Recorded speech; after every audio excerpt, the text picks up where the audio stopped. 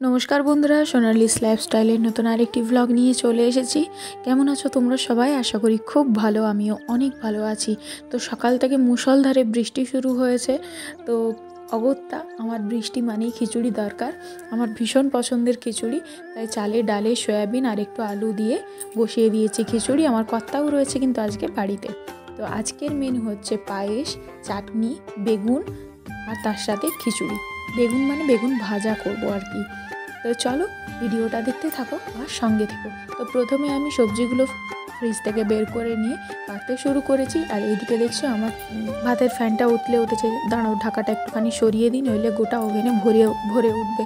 তো আজকে কিন্তু সবজির মধ্যে নিয়েছি আলু, কুমড়ো, গাজর, একটু মূলো, বিনস আর পটল, টমেটো, কাঁচা লঙ্কা, ধনেপাতা, এগুলো তো রয়েইছে। ধনেপাতা কিন্তু দিলে খুব ভালো লাগে খেতে। তো এক এক করে সব সবজিগুলো ছাল ছাড়িয়ে নিচ্ছি, তাহলে কাটতে না খুব সুবিধে হয়। তো এক এক করে তাই সবের ছাল ছাড়িয়ে নিয়েছি। আলুটা প্রথমেই দিয়ে দিয়েছি, কেননা সেদ্ধ হতে সময় লাগে। আর মূলো, গাজরটা আর কুমড়োটা তারপরে কেটে নিচ্ছি, কেননা ওটাও সেদ্ধ হতে সময় লাগে। আর বিনস আর পটলটা সব শেষে দেবো, ওই জন্য ওটা একটু ধীরে ধীরে কাটবো সব শেষে। আর তার মাঝে মূলোটা আর গাজরটা আর কুমড়োটিকে কেটে দিয়ে দিলাম। তো ভালো করে ধুয়ে নিচ্ছি, আমি কিন্তু পরিষ্কার করেই কাটছি, দেখতেই পাচ্ছ, আর পরিষ্কার করেই ধুয়ে নিচ্ছি। তো আমি একটু বড় বড় ডুমো ডুমো করে কাটছি, যেহেতু খিচুড়ির সাথে দেবো, তো খেতে বেশ ভালো লাগবে মুখে এলে। তো আমার মূলো কাটা হয়ে গেছে, এবারে কুমড়োটি কেটে নিলেই ব্যাস। আগে এই তিনটে জিনিসকে ধুয়ে ভালো করে খিচুড়ির মধ্যে দিয়ে দেবো, তারপরে ধীরে সুস্থে পটল আর বিনসটিকে কাটবো। আর আজকে কিন্তু আমি গোবিন্দভোগ চালের খিচুড়ি তো করছি না, এমনি সেদ্ধ চালের খিচুড়ি করছি।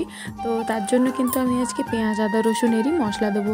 তো মশলার জন্য যেমন আমরা ঘরোয়া পদ্ধতিতে করি, কড়াইয়ের মধ্যে একটু তেজপাতা, পেঁয়াজ কুচি দিয়ে আর মশলাটি দিয়ে দিলাম। পেঁয়াজ, আদা, রসুন, টমেটো, কাঁচা লঙ্কা, একটু জিরের গুঁড়ো, একটু ধনের গুঁড়ো, সব দিয়ে মিক্স করে নিয়েছিলাম, পেস্ট করে নিয়েছিলাম আর কি।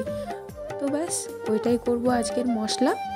আর লঙ্কা, হলুদ গুঁড়ো আর লবণ, এগুলো তো পরিমাণ মতো দিতেই হবে, নইলে টেস্ট আসবে না।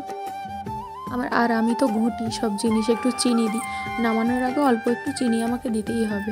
আর আমি কিন্তু টমেটো পেস্টেও দেবো, মশলার পেস্টে, আর টমেটো কিন্তু এমনি খিচুড়ির মধ্যেও দেবো। খিচুড়ি মানেই তো তাই যে বাড়ির মধ্যে যা সবজি আছে তাই দিয়েই খিচুড়ি করা।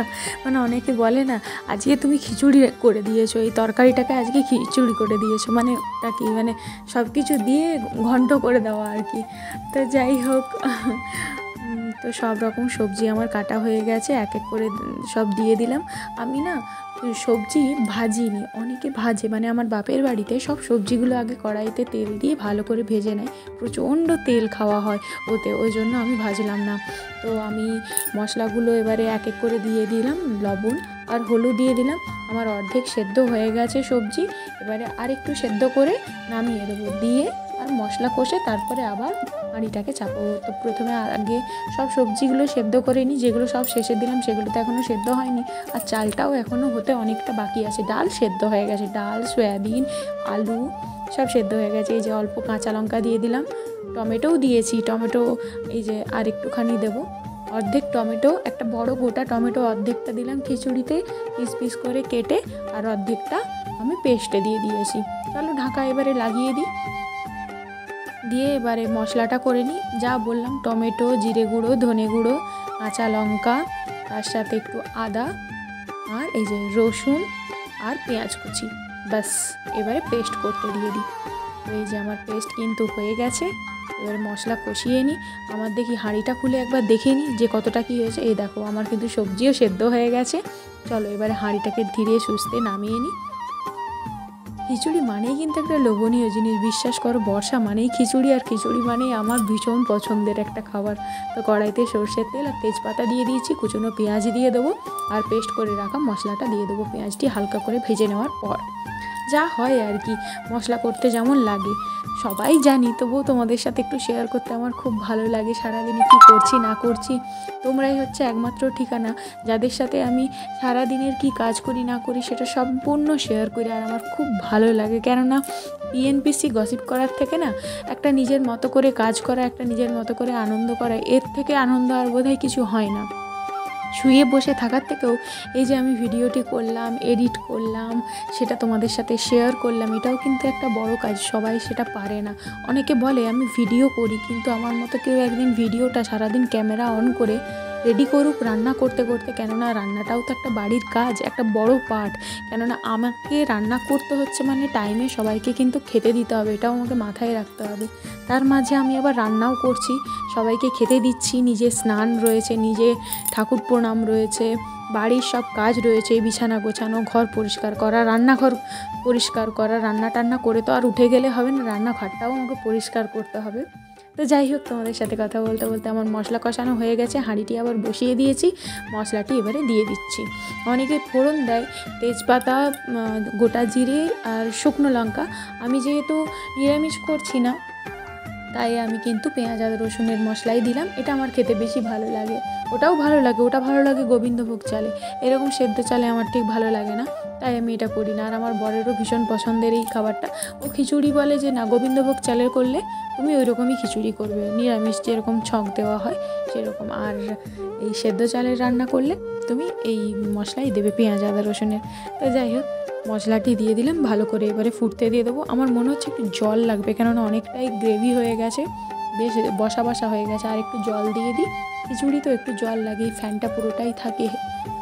তো যাই হোক, চলো ভালো করে ঘেঁটে দিয়ে একটু জল মিশিয়ে ঢাকাটা লাগিয়ে দেবো। তো তোমরা ভিডিওটা দেখতে থাকো, সঙ্গে থেকো। আমার খিচুড়ি কিন্তু অলমোস্ট রেডি হয়ে গেছে। এই যে সব শেষে ঢাকা খুললাম, উপর থেকে ধনে পাতা, একটু গরম মশলা, মিষ্টি গরম মশলা, আর 1 চামচ চিনি দেবো, আর তার সাথে দেবো গাওয়া ঘি। আমার ঘিটি আজকে শেষ হয়ে গেল। এতদিন ছিল প্রায় 500 মতো ঘি ছিল। তো টুকটাক রান্নাবান্না করতে করতে সবেতেই তো লাগে। এই যে ঘিটি গরম করলাম, নিচে বসে গিয়েছিল তো গরম করতে, আর গলে গেছে, দিতে দিলাম। ডিবা শেষ, এবারে ডিবাটি ধুয়ে নিতে হবে, দিয়ে আবার আনতে দিতে হবে মামাকে, নইলে আর ঘি খেতে পাবো না। আমি তো এখানের ঘি খাই না, তো সেই জন্যই আরে একটু বেশি সমস্যা হয়।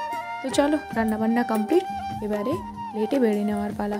আর আমি কিন্তু পায়েস সকালবেলায় করেছিলাম। পায়েসটা ফ্রিজে রাখলে আমার কর্তা খেতে খুব পছন্দ করে, তাই আমি পায়েসটা অনেকটা করে নিয়েছি। ও সকালবেলাতে করার পরে কিছুটা খেয়ে হয়েছে, তোমাদেরকে দেখে দিই। আর চাটনি করেছি, বেগুন এনেছি, বেগুনগুলো কাটতে গিয়ে দেখলাম এত পোকা, জানো।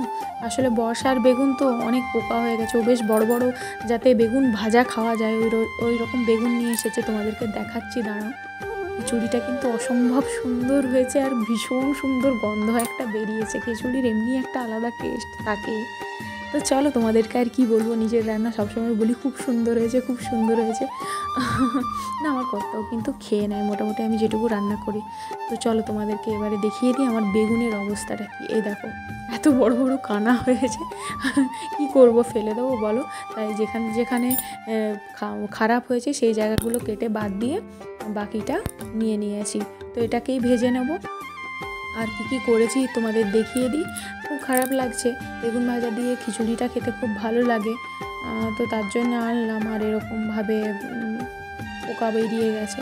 তো যাই হোক, ফেলে দিতে তো আর পারি না, এইভাবে ভেজে নিতে হবে। কি অবস্থা দেখো, পুরোটাই ফাঁকা হয়ে গেছে বেগুনটা, শুধু সাইডের বিটগুলো রয়ে গেছে। তো চলো, তোমাদের এক ঝলক দেখিয়ে দিই আমি আর কি রান্না করেছি। বেগুনটা ভাজা হতে থাক।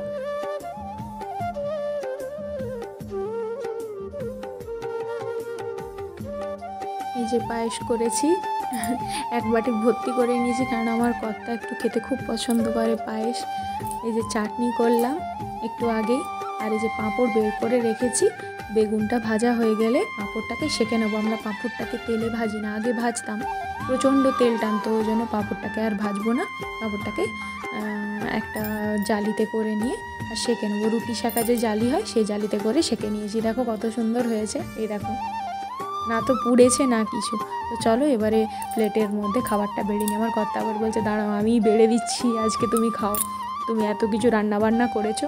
ও লাস্ট বেগুনটা ও নিজেই ভাজলো, বেগুনটা ও নিজেই কাটলো, কেটে ও নিজেই ভাজলো। আলুগুলো বেশ ডুমো ডুমো করে দিয়েছি। ও আমাকে আবার বলছে বেশি আলু খেও না, বেশি আলু খাওয়া উচিত না। তো তবুও আমি 2 পিস আলু দিয়েছি, 4 ফালা করে 2 পিস আলু দিয়েছি। বেগুন ভাজা দিয়েছে। সারাদিনে তুমি যত কাজ করো, মানে হাজব্যান্ড যখন একটু হেল্প করে দেয় না, হয়তো কাজটা সেরকম কিছুই না, যদি একটু সাথে থাকে বা একটু হেল্প করে দেয়, মনে হয় যেন অনেকটা আমার কাজ করে দিল, তাতেই আমার মানে ভীষণ খুশি। সারাদিন হয়তো আমিই সব কাজ করছি, ও হয়তো টুকটাক হেল্প করে দিল। এই যে খাবারটা বেড়ে দিচ্ছে না, যেন মনে হচ্ছে আমি ভীষণ ওকে দিয়ে কাজ করিয়ে নিচ্ছি। তো এই যে খাবার বেড়ে নিয়ে চলে এসেছি, পায়েস, চাটনি, তার সাথে রয়েছে বেগুন ভাজা, ও আমাকে ভালোগুলোই দিয়েছে, আর পাঁপড় ভাজা। এই হচ্ছে আমার প্লেট। আর এক্সট্রা করে ঘি নিয়ে নিই, ঘি দিয়েছিলাম, তোমরা দেখেইছো। খেতে কিন্তু স্টার্ট এবারে করে দেবো। আমি আর তর সইতে পারছি না, কেননা সামনেই রয়েছে খিচুড়ি, আর আমার ভীষণ পছন্দের, ভীষণ লোভনীয় একটা খাবার। আমার কর্তা অলরেডি খেতে শুরু করে দিয়েছে, বলছে আমার দিকে আর দেখিও না, কেননা আমি যেভাবে হাউ হাউ করে খাচ্ছি সেটা দেখালে জিনিসটা খুব খারাপ হবে। তো খাবার জিনিস মানুষ চেটেপুটে খাবে, এটাই তো একটা ব্যাপার। অনেকে আছে বলতে থাকে যে খাবার একটু চেটেপুটে আছে, খাবারকে কেউ চেটে খায়? তো খাবার চেটেপুটে খায় না, কি খায় মানুষ? আঙুল চেটে খায়? তো খাবার তো চেটেপুটেই খেতে হয়, তাই না? তো যাই হোক, জানি না সবার মত তো সমান নয়, আমার যেটা মনে হলো আমি সেটা বললাম। তো সবই একটু একটু করে ট্রাই করলাম, মোটামুটি সবই খেতে ভালো লাগছে। বন্ধুরা, ভিডিওটা এখানেই এন্ড করে দিলাম। ভিডিওর মধ্যে যদি কিছু ভালো লেগে থাকে তাহলে প্লিজ লাইক করো, কমেন্ট করে জানিও কেমন হয়েছে, শেয়ার করো সবার সাথে, আর অবশ্যই চ্যানেলটিকে সাবস্ক্রাইব করে দিও। টাটা।